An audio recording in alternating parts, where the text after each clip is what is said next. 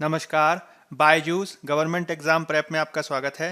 आज की तारीख है 22 फरवरी 2021 और आज हम चर्चा करने जा रहे हैं द हिंदू अखबार में आए हुए कुछ प्रमुख आलेखों और एडिटोरियल्स पर, जिसके तहत हम प्रारंभिक परीक्षा और मुख्य परीक्षा दोनों से संबंधित कुछ महत्वपूर्ण अभ्यास प्रश्नों की भी चर्चा करेंगे। तो चलिए शुरू करते हैं। आज की जो हमारी पहली खबर है वह है पेज नंबर 6 से ली गई है और इसका संबंध जीएस पेपर 2 में पॉलिटी से है।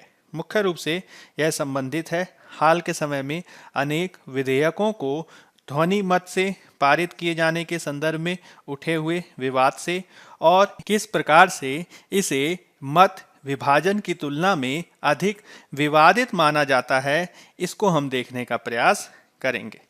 मुख्य रूप से हाल के समय में यह देखा गया है कि राज्यसभा और विधान परिषद में जब किसी विधेयक के संदर्भ में वोटिंग करने की बात आती है तो इसको ध्वनि मत से पारित किए जाने के संदर्भ में इसके उदाहरण देखे गए हैं।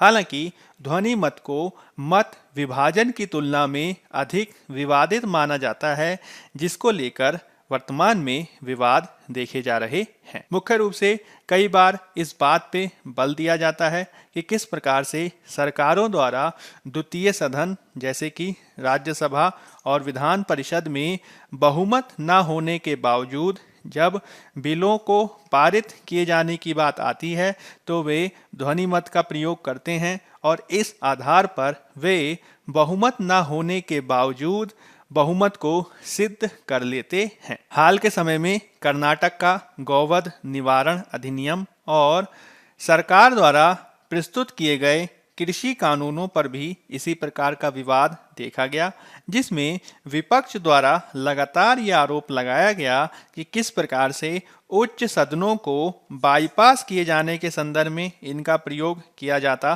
रहा है। हाल के समय में जिस प्रकार से संसद में बिलों को प्रस्तुत किए जाने की प्रक्रिया देखी गई है, उसमें भी काफ़ी विवाद देखे गए हैं, जिसमें लोकसभा को अधिक शक्तियां होने की पृष्ठभूमि में विभिन्न प्रकार के विधेयकों को धन विधेयक के रूप में प्रस्तुत किया जाता है और इस प्रकार से राज्यसभा में यदि सरकार को बहुमत प्राप्त नहीं होता तो किसी विधेयक को धन विधेयक के रूप में प्रस्तुत किए जाने से लोकसभा की प्रभुता के आधार पर धन विधेयक के माध्यम से सरकारें इसे पास करा ले जा पाने में सक्षम हो पाती हैं। अनेक बार इस प्रकार का विवाद देखा गया है, जैसे कि आधार बिल को पारित किए जाने के संदर्भ में इस प्रकार का विवाद देखा गया और चूंकि किसी भी धन विधेयक के संदर्भ में राज्यसभा को अधिक शक्तियां प्राप्त नहीं होती हैं, यही कारण है कि ये सारे मुद्दे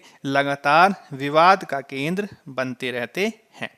हाल के समय में मुख्य रूप से विधायिका के क्षेत्र में राज्यसभा की भूमिका को जिस प्रकार से व्यवधान के रूप में देखा जाने लगा है, वो भी इसके संदर्भ में इस पूरी प्रक्रिया को समझे जाने के दृष्टिकोण से इसे हमें महत्व देना होगा।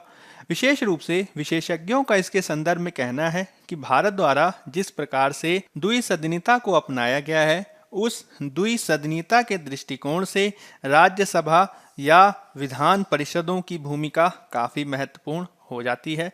न केवल इनके द्वारा राज्य के प्रतिनिधि के रूप में महत्वपूर्ण भूमिका निभाई जाती है, वहीं दूसरी ओर लोकसभा में बहुमत का शासन अपनी पूर्ण मनमानी ना करे और दोनों सदनों को विश्वास में लेते हुए किसी भी निर्णय को समावेशी बनाया जा सके, इसको निर्धारित किए जाने के संदर्भ में द्वितीय सदन की भूमिका को देखा जाना चाहिए।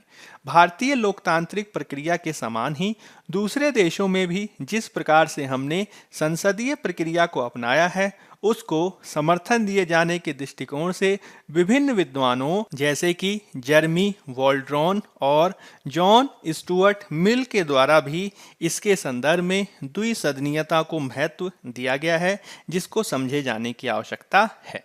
हाल के समय में विशेषकर कोविड-19 के काल में जिस प्रकार से विधायिका के कर्तव्यों को सीमित किया जा रहा है, जिस प्रकार से कोविड-19 के खतरों के चलते संसद के सत्र को सीमित किया गया है और कई बार आलोचना के रूप में जिस प्रकार से यह कहा गया है कि लोकसभा में सरकार का प्रभुत्व बढ़ रहा है, लोकसभा और दूसरे राज्य सदनों में जिस प्रकार से विपक्ष की भूमिका गौड़ होती जा रही है और अनेक मामलों में जिस प्रकार से अध्यादेश के माध्यम से कानूनों को बनाए जाने का मार्ग अपनाया गया है, उस पूरे दृष्टिकोण से इस पूरे मामले में राज्यसभा की भूमिका को गंभीरता से लिए जाने की आवश्यकता है। विशेषज्ञों का कहना है कि इसके माध्यम से न केवल कार्यपालिका पर बेहतर विधायी नियंत्रण स्थापित किया जा सकेगा और जब भी लोकतांत्रिक व्यवस्था में विधायी नियंत्रण के संदर्भ में कार्यपालिका को उत्तरदायी बनाने की बात आती है, तो इसमें हमें समझना होगा कि इसमें लोकसभा और राज्यसभा दोनों की महत्वपूर्ण भूमिका है, अतः दोनों को ही महत्व दिए जाने की आवश्यकता है। अब इसके तहत हम कुछ बेसिक शब्दों को समझ लेने का प्रयास कर लेते हैं।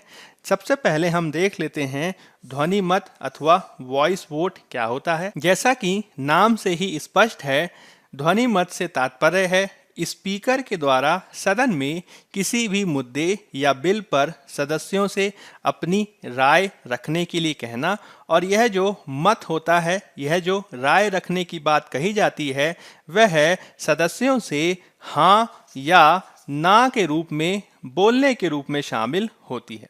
मोटे तौर पर इसमें यदि अधिकांश सदस्यों द्वारा हाँ कहा जाता है तो बिल पर राय समर्थन में मानी जाती है, और यदि बिल पर ना कहा जाता है तो इसके संदर्भ में बिल के विपक्ष पे राय मानी जाती है। मोटे तौर पर जितनी तीव्र आवाज होती है उसी के माध्यम से प्रस्ताव पर फैसला किया जाता है। सामान्य तौर पर अगर हम देखें तो इसके स्पष्ट लाभ के रूप में किसी भी प्रक्रिया के संदर्भ में, किसी भी बिल के संदर्भ में त्वरित रूप से निर्णय लेने के संदर्भ में यह काफी महत्वपूर्ण है। हालांकि विशेषज्ञों द्वारा इसकी सीमा अथवा नुकसान को इस रूप में भी प्रदर्शित किया गया है कि महज चिल्लाना ही किसी भी गंभीर व्यवसाय या बिल संचालन का आदर्श तरीका नहीं है, और हमें यदि किसी प्रकार का विवाद आता है तो मत विभाजन पर अधिक ध्यान दिया जाना चाहिए। इसके तहत यदि किसी सदस्य द्वारा ध्वनि मत को चुनौती दी जाती है तो स्पीकर मत विभाजन का विकल्प अपना सकते हैं। इसमें पहले क्या होता था कि सभी विधायकों अथवा सांसदों को अलग अलग कर लिया जाता था और फिर उनकी गिनती कर ली जाती थी, जैसे कि ब्रिटेन में इस प्रक्रिया का पालन किया जाता है। हालांकि भारत में मत विभाजन के तहत वर्तमान में सांसद और विधायकों द्वारा इलेक्ट्रॉनिक रूप से मतदान किया जाता है और जो अधिक होता है उसी को मान लिया जाता है। मत विभाजन मुख्य रूप से ध्वनि मत की तुलना में अधिक स्पष्ट प्रक्रिया है और इसके माध्यम से बेहतर तरीके से ये जाना जा सकता है कि सांसद या विधायक किस पक्ष में मत कर रहे हैं, कौन पक्ष में है, कौन विपक्ष में है। हाल के समय में जिस प्रकार से द्विसदनीयता को लेकर विवाद बढ़े हैं, राज्यसभा की भूमिका को लेकर जिस प्रकार से बातें कही जा रही हैं, उसकी तुलना में मत विभाजन जो है एक बेहतर विकल्प हो सकता है ध्वनि मत की तुलना में। इसी के साथ एक और शब्द को हम समझने का प्रयास कर लेते हैं जो है मनी बिल। इसको हिंदी में कहते हैं धन विधेयक। धन विधेयक वह होता है जिसमें केवल धन से जुड़े हुए प्रस्ताव हैं। इसके तहत राजस्व और खर्च से जुड़े हुए मामले आते हैं। इसके संदर्भ में संवैधानिक प्रावधान ये कहता है कि ऐसे विधेयकों पर राज्यसभा में चर्चा तो हो सकती है लेकिन इस पर वोटिंग नहीं हो सकती। मनी बिल पर राज्यसभा सिर्फ सलाह दे सकती है और लोकसभा उनकी सलाह को मानने अथवा नहीं मानने के लिए स्वतंत्र है। इस पर अंतिम फैसला लोकसभा द्वारा ही लिया जाता है। 14 दिनों में अगर राज्यसभा मनी बिल को लोकसभा वापस नहीं भेजती तो उसे पारित मान लिया जाता है और संविधान के अनुच्छेद 110(3) के अनुसार कोई भी बिल मनी बिल है अथवा नहीं, इसका फैसला लोकसभा के स्पीकर करते हैं और उनका निर्णय अंतिम माना जाता है। है। इसी निर्णय को लेकर ही समय समय पर विवाद उठते रहते हैं, जिसमें आधार बिल को मनी बिल के रूप में प्रस्तुत किए जाने वाला जो विवाद है वो काफ़ी महत्वपूर्ण रहा था, जिसके संदर्भ में हमें समझे जाने की आवश्यकता है। अब हम बात कर लेते हैं पेज नंबर 6 में दिए गए आर्टिकल की, जिसका संबंध जीएस पेपर 2 में पॉलिटी और जीएस पेपर 3 में अर्थव्यवस्था से है। मुख्य रूप से यह संबंधित है 15वें वित्त आयोग द्वारा अपनी अनुशंसाओं को दिए जाने के दृष्टिकोण से, जिसका कोविड-19 के काल में काफ़ी महत्व माना जा सकता है। अगर हम बात करें वित्त आयोग अथवा 15वें वित्त आयोग की, तो यह एक संवैधानिक निकाय है जो केंद्र और राज्यों के मध्य अथवा राज्यों के मध्य संवैधानिक व्यवस्था और वर्तमान आवश्यकताओं के अनुरूप कर से प्राप्त आय के वितरण के लिए विधि और सूत्र निर्धारित करता है। भारतीय संविधान के अनुच्छेद 280 के तहत भारत के राष्ट्रपति द्वारा प्रत्येक 5 वर्ष अथवा इससे पूर्व एक वित्त आयोग के गठन को आवश्यक बनाया गया है और 15वें वित्त आयोग का गठन भारत के राष्ट्रपति द्वारा नवंबर 2017 में एन.के. सिंह की अध्यक्षता में किया गया, जिनकी सिफारिशें 2021-22 से 2025-26 तक 5 वर्ष की अवधि के लिए मान्य हैं। इससे पहले इनके द्वारा दी गई एक 2020 और 2021 के काल की एक रिपोर्ट भी महत्वपूर्ण है, क्योंकि इसके पहले 15वें वित्त आयोग का गठन मूल रूप से 2020 से 2025 की अवधि के लिए किया गया था, लेकिन कोरोना काल के चलते इनके कार्यकाल को 1 साल के लिए और बढ़ा दिया गया। यही कारण है कि पहले 15वें वित्त आयोग द्वारा एक अंतरिम आधार पर रिपोर्ट प्रस्तुत की गई 2020-2021 काल के लिए और अब उसके द्वारा 5 वर्ष के लिए एक अन्य रिपोर्ट प्रस्तुत की गई है। अब हम देख लेते हैं इसके तहत महत्वपूर्ण बिंदु कौन से हैं। तो वित्त आयोग द्वारा केंद्र और राज्यों के बीच कर की हिस्सेदारी को 41% बनाने की सिफारिश की गई है और आयोग की वर्ष 2020-21 में दी गई अंतरिम रिपोर्ट के ही ये समान है। यह जो राशि है वो वर्तमान वितरण पूल के 42% के स्तर के ही समान है। बस अंतर इसमें यह आया है कि इसमें जम्मू कश्मीर राज्य की स्थिति में जो बदलाव आया है, तो नए केंद्र शासित प्रदेशों लद्दाख और जम्मू कश्मीर में 1% का आवश्यक समायोजन भी किया गया है। इसके तहत जो राज्यों के बीच कर के बंटवारे का, राज्यों के बीच कर के विभाजन का जो फॉर्मूला बनाया गया है, उसमें राजस्व हिस्सेदारी का निर्धारण कई भार के आधार पर किया जाएगा, कई मानकों के आधार पर किया जाएगा, जिसमें जनसांख्यिकीय प्रदर्शन 12.5%, आय का अंतर 45%, जनसंख्या और क्षेत्रफल 15-15%, वन और पारिस्थितिकी 10% और कर एवं राजकोषीय प्रयास 2.5% महत्वपूर्ण है। इसके तहत राज्यों के लिए राजस्व घाटा अनुदान की सिफारिश भी की गई है, जो किसी वित्तीय वर्ष में कुल सरकारी आय और कुल सरकारी व्यय के अंतर को दर्शाता है। आयोग द्वारा वित्तीय वर्ष 2026 तक 5 वर्ष की अवधि के लिए लगभग 3 ट्रिलियन रुपए राजस्व घाटा अनुदान की सिफारिश की गई है, जो लगभग 3 लाख करोड़ रुपए के समान है। वित्त आयोग के द्वारा स्थानीय सरकारों को अनुदान की भी सिफारिश की गई है, जिसमें मुख्य रूप से नगरपालिकाएं और स्थानीय सरकारी निकाय शामिल हैं, जिसमें शहरों को प्रदर्शन आधारित अनुदान और स्थानीय सरकारों को स्वास्थ्य अनुदान दिया जाना भी शामिल है। इसमें 10 लाख से अधिक आबादी के शहरों का प्रदर्शन उनकी वायु गुणवत्ता में सुधार और शहरी पेयजल आपूर्ति, स्वच्छता, ठोस अपशिष्ट प्रबंधन आदि मापदंडों के आधार पर किया जाएगा और इसके अतिरिक्त वित्त आयोग द्वारा केंद्र सरकार के कहने पर रक्षा और आंतरिक सुरक्षा क्षेत्र में एक गैर व्यापक निधि और एक आधुनिकीकरण कोष के गठन का प्रस्ताव भी किया गया है। मुख्य रूप से रक्षा क्षेत्र के विकास के दृष्टिकोण से रक्षा क्षेत्र में अवसंरचनागत आवश्यकताओं की पूर्ति किए जाने के दृष्टिकोण से इसकी काफी महत्ता कही जा सकती है।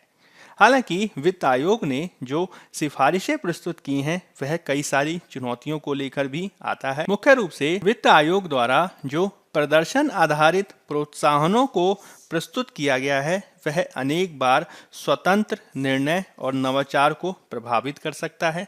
साथ ही साथ आयोग ने राज्यों का आकलन किए जाने के दृष्टिकोण से उनके प्रदर्शन पर बात कही है, लेकिन यही प्रदर्शन केंद्र सरकार के संदर्भ में भी किया जाना चाहिए। मुख्य रूप से राजकोषीय निर्णयों के संदर्भ में इसका उत्तरदायित्व निर्धारण स्पष्ट रूप में किया जाना चाहिए। इसके संदर्भ में स्पष्ट रूप से बात नहीं कही गई है। यही कारण है कि केंद्र सरकार पर कई बार यह आरोप लगाया गया है कि वह राज्यों को अधिक राजकोषीय उत्तरदायी बनाने का प्रयास करती है। हालांकि केंद्र खुद जो है राजकोषीय आधार पर इसके तहत कार्य नहीं करता है और यह सहकारी वित्तीय संघवाद की भावना को कमजोर करने वाला कार्य हो सकता है। इसके अतिरिक्त हाल के समय में जिस प्रकार से कोरोना वायरस के काल में राज्यों को वस्तु और सेवा कर के संदर्भ में जो हानियां झेलनी पड़ी हैं और उनको जो शॉर्टफॉल हुए हैं, उनको जो राजस्व की कमी देखनी पड़ी है, तो उस राजस्व की कमी को किस प्रकार से दूर किया जाएगा, इसके संदर्भ में भी एक स्पष्ट ब्लूप्रिंट को स्थापित किए जाने की आवश्यकता है। मुख्य रूप से कोविड के काल में केंद्र के साथ ही राज्यों को भी बढ़ावा दिया जा सके, इसके लिए कार्य किए जाने की आवश्यकता है ताकि हम वित्त आयोग की अनुशंसाओं को बेहतर तरीके से लागू कर सकें, क्योंकि जब तक सहकारी संघवाद की भावना के अनुरूप कार्य नहीं होगा तब तक राज्य केंद्र के समान ही विकास नहीं कर पाएंगे और इस दृष्टिकोण से वित्त आयोग की अनुशंसाएं काफी महत्वपूर्ण हो सकती हैं। अब हम बात कर लेते हैं पेज नंबर 6 में दिए गए एक अन्य आर्टिकल की, जिसका संबंध जीएस पेपर 2 में शिक्षा से है। मुख्य रूप से यह संबंधित है कोविड-19 काल में शिक्षा पर पड़े नकारात्मक प्रभावों से। विशेष रूप से इसके संदर्भ में एडिटोरियल में ये कहा गया है कि हमें कोविड-19 के काल में जिस प्रकार से शिक्षा पर प्रभाव पड़े हैं, उसमें बच्चियों की शिक्षा पर महत्वपूर्ण रूप से ध्यान दिए जाने की आवश्यकता है। बहुत सारे आंकड़े ये बताते हैं कि सभी आयु वर्गों को अगर जोड़ लिया जाए तो लगभग 30 करोड़ बच्चे आउट ऑफ स्कूल हैं। ये आउट ऑफ स्कूल बच्चे स्कूल खुलने के बाद वापस स्कूल जा सकें, इसके संदर्भ में प्रयास किए जाने की आवश्यकता है। इसके तहत हमें शिक्षण की प्रक्रियाएं, कक्षा मूल्यांकन फ्रेमवर्क, विद्यार्थी समर्थन और विद्यार्थी शिक्षण भागीदारी के संदर्भ में कार्य करने की आवश्यकता होगी। मुख्य रूप से हमें यह देखना होगा कि कोविड-19 का शिक्षा पर किस प्रकार से प्रभाव पड़ा है, इसके वास्तविक मूल्यांकन को करना होगा और हाल के समय में जिस प्रकार से अनेक राज्यों द्वारा डिजिटल लर्निंग को बढ़ावा दिया गया है, क्या वह डिजिटल लर्निंग वास्तविकता में समावेशिता को बढ़ावा दिए जाने के दृष्टिकोण से कार्य कर पाई है, इसको भी हमें आकलित करना होगा। क्योंकि अधिकांश सर्वे में ये देखा गया कि जिस प्रकार से हमने डिजिटल शिक्षा को विस्तार दिया है, उसके अनुपात में जो परिणाम निकलने चाहिए थे वह नहीं आए हैं, क्योंकि इस पूरे परिदृश्य में डिजिटल लर्निंग के संदर्भ में विद्यार्थियों के साथ साथ शिक्षक भी बेहतर तरीके से तैयार नहीं थे, जिसके चलते शिक्षा की जो गुणवत्ता थी वह अपेक्षित रूप से नहीं बढ़ी है। मार्च 2020 के पश्चात भारत के शिक्षा मंत्रालय द्वारा कोविड-19 के काल में शिक्षा को बढ़ावा देने के लिए, ई लर्निंग को बढ़ावा देने के लिए अनेक प्रयासों को किया गया, जैसे कि दीक्षा पोर्टल, ई पाठशाला, स्वयं और स्वयं प्रभा आदि। हालांकि यूनिसेफ आदि के अध्ययन ये बताते हैं कि ये सभी प्रयास विविध प्रकार की सामाजिक आर्थिक बाधाओं के पृष्ठभूमि में ज़्यादा सफल नहीं हो पाए। मुख्य रूप से बच्चियों की शिक्षा नकारात्मक रूप से इसमें प्रभावित हुई है, क्योंकि इसमें न केवल लैंगिक आधार पर विभेद है, अपितु इसके संदर्भ में लोगों के पास डिजिटल उपकरणों की पहुंच के संदर्भ में भी काफ़ी वंचनाएं हैं।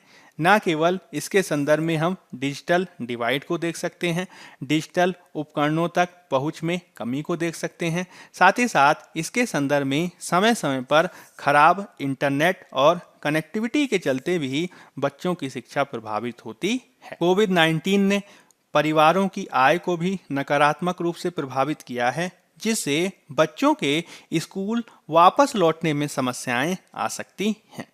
हमें यह भी देखना होगा कि किस प्रकार से जो स्कूल हैं वह केवल पढ़ाई के केंद्र के रूप में कार्य नहीं करते, वहाँ पे अन्य सरकारी कार्यक्रमों को भी चलाया जाता है, जिस पर नकारात्मक प्रभाव देखा गया है। जैसे कि मिड डे मील स्कीम, विविध स्कूल स्वास्थ्य कार्यक्रम, स्कॉलरशिप कार्यक्रम आदि। और ये सभी फिर से लागू हो सकें, इसको हमें सुचालित करना होगा।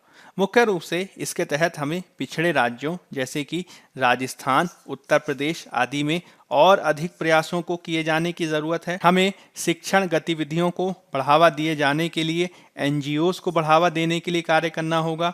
साथ ही साथ हम डिजिटल लर्निंग को ऑफलाइन लर्निंग के साथ जोड़ सकें, इसके संदर्भ में भी प्रयासों को करना होगा।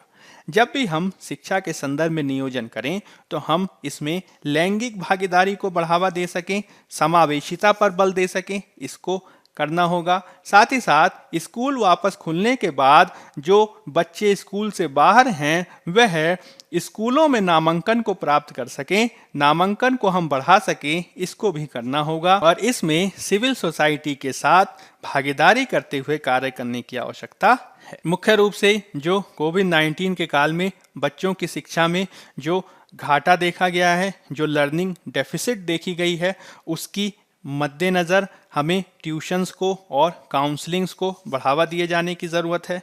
साथ ही साथ बच्चों को स्कूलों में रखा जा सके, इसके लिए स्कॉलरशिप और लक्षित कैश ट्रांसफर की व्यवस्था को भी लागू करने की आवश्यकता है। जिस प्रकार से कोविड-19 का प्रभाव बच्चियों की शिक्षा का नकारात्मक रूप में देखा गया है, उसको ध्यान में रखते हुए कम से कम कक्षा 12 तक तो हमें बच्चियों की शिक्षा को मुफ्त किए जाने की व्यवस्था करनी होगी। और साथ ही साथ हमें यह भी सुनिश्चित करना होगा कि केंद्र और राज्य दोनों मिलकर कम से कम जीडीपी का 6% तो शिक्षा पर खर्च करें ही। यदि हम इन सभी प्रयासों को कर सकेंगे तो ये आशा की जा सकती है कि कोविड-19 का शिक्षा का जो नकारात्मक प्रभाव पड़ा है उसको कम किए जाने की दिशा में हम बेहतर प्रयास कर सकेंगे। अब हम बात कर लेते हैं पेज नंबर 6 में दिए गए आर्टिकल की, जिसका संबंध जीएस पेपर 3 में विज्ञान और प्रौद्योगिकी से है।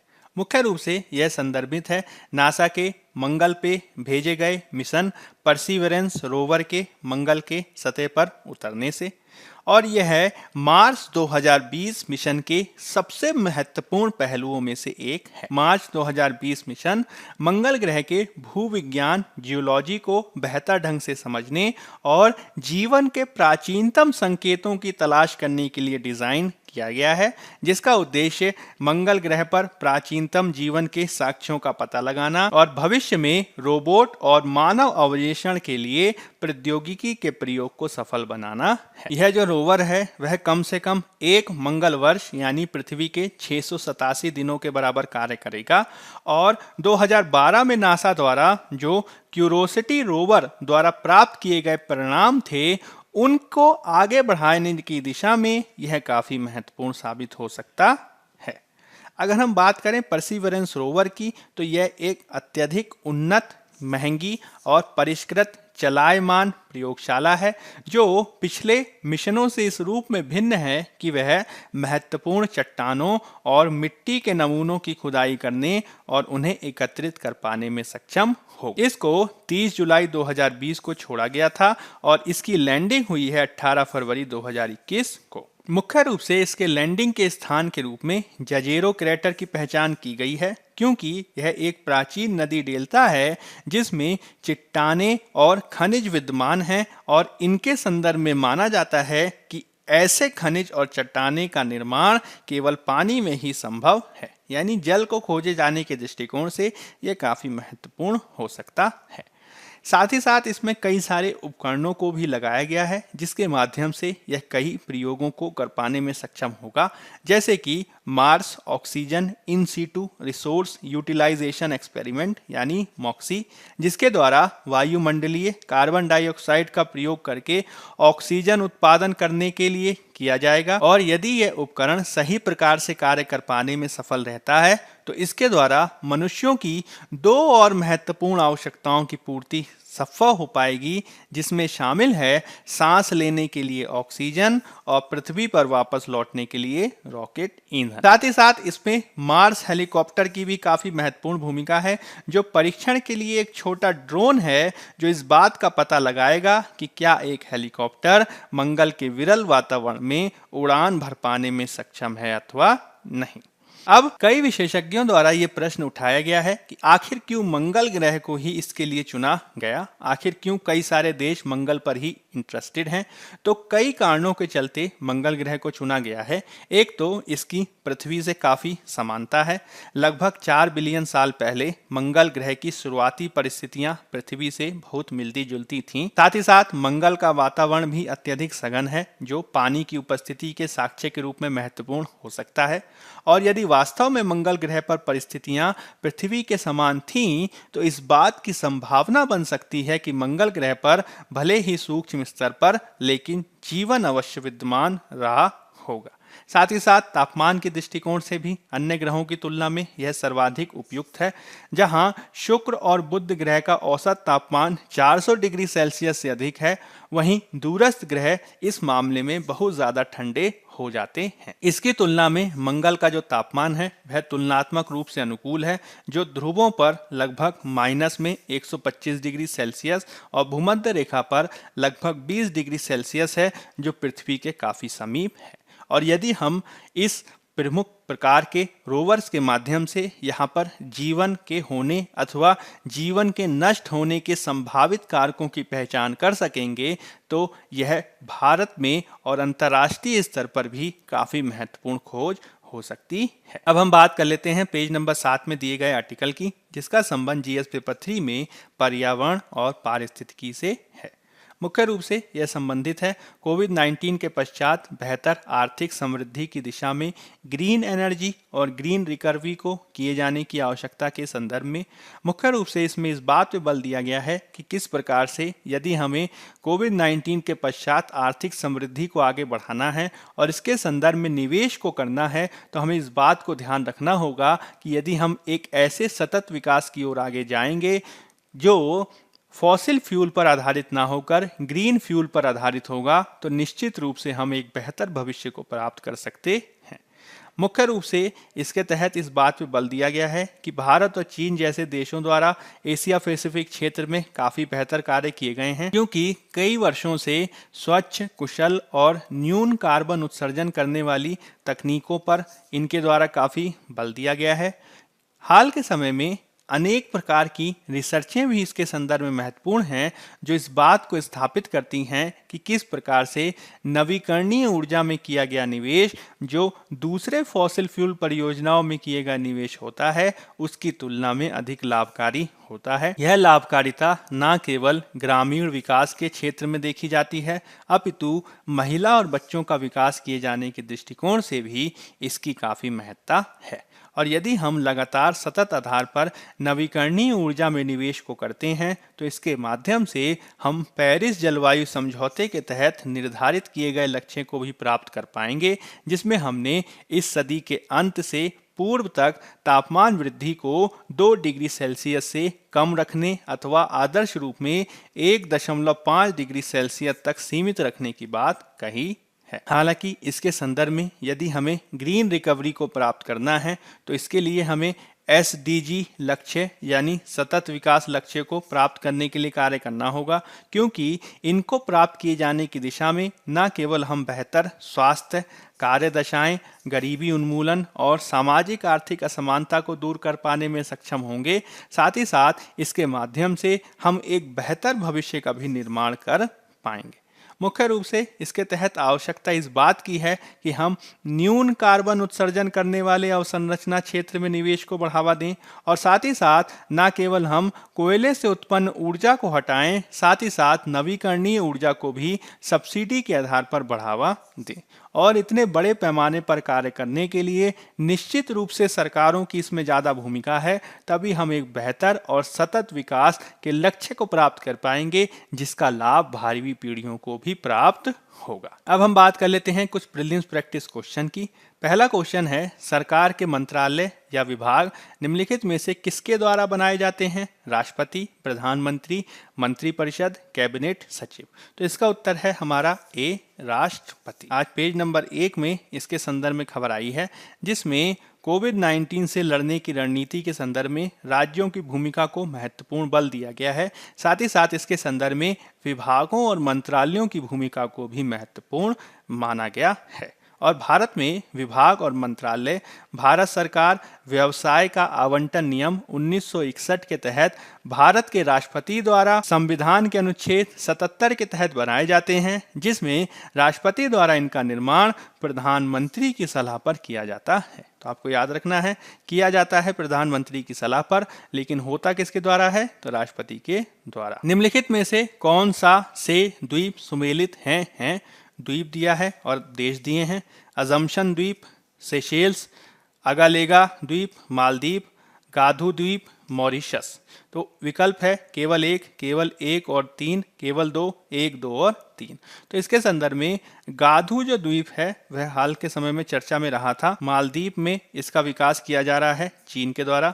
इसका मतलब हुआ तीन तो है नहीं, और यदि हम तीन काट दें तो इसके आधार पर हमारे ये दो कट जाएंगे, केवल एक, केवल दो बचता है। तो इसमें एजम्पशन द्वीप जो है वह सही है, जो सेशेल में अवस्थित है। तो उत्तर हो जाएगा हमारा ए, केवल ए। इसको यदि हम मैप के माध्यम से देखें तो हम देख सकते हैं कि हाल के समय में हिंद महासागर क्षेत्र में भारत द्वारा कुछ प्रमुख द्वीपों का विकास किए जाने के दृष्टिकोण से कुछ द्वीपीय देशों को निरंतरता के आधार पर सहायता दी जा रही है, जिसमें मालदीव महत्वपूर्ण है, जिसमें सेशेल्स महत्वपूर्ण है और जिसमें मॉरिशस महत्वपूर्ण है। इसमें लगातार कई द्वीप चर्चा में रहते हैं, जिसमें सेशेल्स का एक महत्वपूर्ण द्वीप है एजम्पशन आइलैंड, यह काफ़ी महत्वपूर्ण है, और मॉरिशस का एक द्वीप महत्वपूर्ण है जिसका नाम है अगालेगा द्वीप। इसको आप मानचित्र के माध्यम से देख सकते हैं। वहीं दूसरी ओर जो गाधू द्वीप है वह लामू अटॉल में अवस्थित है, जो मालदीव में है। इसका विकास मुख्य रूप से चीन द्वारा किया जा रहा है, जो भारत के लिए कभी कभी चिंता का विषय बन जाता है। हाल के समय में भारत ने मालदीव के साथ भी रक्षा संबंधों को बढ़ावा दिए जाने के दृष्टिकोण से कार्य किया है, जो हिंद महासागर में सुरक्षा को बढ़ावा दिए जाने के साथ ही शांति को बढ़ावा दिए जाने के दृष्टिकोण से काफ़ी महत्वपूर्ण है, और ये भारत के सागर दृष्टिकोण के भी समकक्ष है, जिसका मतलब होता है security and growth for all in the region, यानी हिंद महासागर क्षेत्र में सभी के लिए सुरक्षा और समृद्धि का कार्य। नेक्स्ट क्वेश्चन देख लेते हैं। निम्नलिखित में से कौन मौलिक अधिकारों का सबसे अच्छा वर्णन है? वे सभी अधिकार जो एक व्यक्ति के पास होने चाहिए, नागरिकों को कानून द्वारा दिए गए सभी अधिकार, संविधान द्वारा प्रदत्त और संरक्षित अधिकार, संविधान द्वारा दिए गए अधिकार जो कभी भी प्रतिबंधित नहीं किए जा सकते। तो संविधान द्वारा दिए गए अधिकार जो कभी भी प्रतिबंधित नहीं किए जा सकते, यह तो गलत हो गया, क्योंकि भारत में जितने भी अधिकार दिए गए हैं वे युक्त निर्बंधनों के साथ हैं। वे सभी अधिकार जो एक व्यक्ति के पास होने चाहिए वह मानव अधिकार कहलाते हैं। नागरिकों को कानून द्वारा दिए गए सभी अधिकार में मूल अधिकारों के अलावा भी दूसरे अधिकार शामिल हो सकते हैं, इसीलिए इसका सही उत्तर है संविधान द्वारा प्रदत्त और संरक्षित अधिकार मुख्य रूप से मौलिक अधिकार कहलाते हैं। तो उत्तर हो जाएगा हमारा सी। आज पेज नंबर 7 में इसके तहत एक एडिटोरियल आया है, जिसमें अधिकारों को रक्षित किए जाने के दृष्टिकोण से तर्क दिए गए हैं, और इसमें महिलाओं को भी केंद्रीय भूमिका दिए जाने के तर्क दिया गया है। अब एक लास्ट ईयर का क्वेश्चन देख लेते हैं। निम्नलिखित कथनों में से सत्य कथन कथनों की पहचान करें। मानसून की अवधि दक्षिण भारत से उत्तर भारत तक कम हो जाती है। भारत के उत्तरी मैदानों में वार्षिक वर्षा की मात्रा पूर्व से पश्चिम तक घट जाती है। तो इसके संदर्भ में दोनों के दोनों जो ऑप्शंस हैं हमारे सही हैं, हो जाएगा हमारा उत्तर सी। भारत में मानसूनी वर्षा काफ़ी महत्वपूर्ण एक घटनाक्रम है, जिसमें हम ये देखते हैं कि जैसे जैसे हम दक्षिण भारत से उत्तर भारत की ओर बढ़ते हैं, जो वर्षा की जो अवधि है वह कम होती जाती है। साथ ही साथ जो वार्षिक वर्षा है वह भी जैसे जैसे हम पूर्व से पश्चिम की ओर बढ़ते जाते हैं वह भी कम होती जाती है। यही कारण है कि भारत के पश्चिमी भागों में मरुस्थल प्राप्त होते हैं। अब हम मेंस प्रैक्टिस क्वेश्चन देख लेते हैं। भारतीय संवैधानिक व्यवस्था में ध्वनि मत और मत विभाजन के बीच अंतर को स्पष्ट करते हुए द्विसदनीयता के महत्व पर प्रकाश डालें। 250 शब्द, 15 अंक। दूसरा क्वेश्चन है, भारत में महामारी के बाद डिजिटल लर्निंग को सिंक्रनाइज करने और बढ़ाने से पूर्व कई सबक हैं जिन्हें ध्यान में रखे जाने की आवश्यकता है। चर्चा करें। 250 शब्द, 15 अंक। तो आज की परिचर्चा के आधार पर आप इन दोनों प्रश्नों को लिखने का प्रयास कर सकते हैं। तो बायजूस गवर्नमेंट एग्जाम प्रेप के आज के इस अंक पे हमने द हिंदू अखबार में आए हुए कुछ प्रमुख आलेखों की चर्चा की। यदि आपको हमारी पहल पसंद आ रही हैं तो अधिक से अधिक लाइक, शेयर और सब्सक्राइब करें। आज के अंक में फिलहाल इतना ही। धन्यवाद।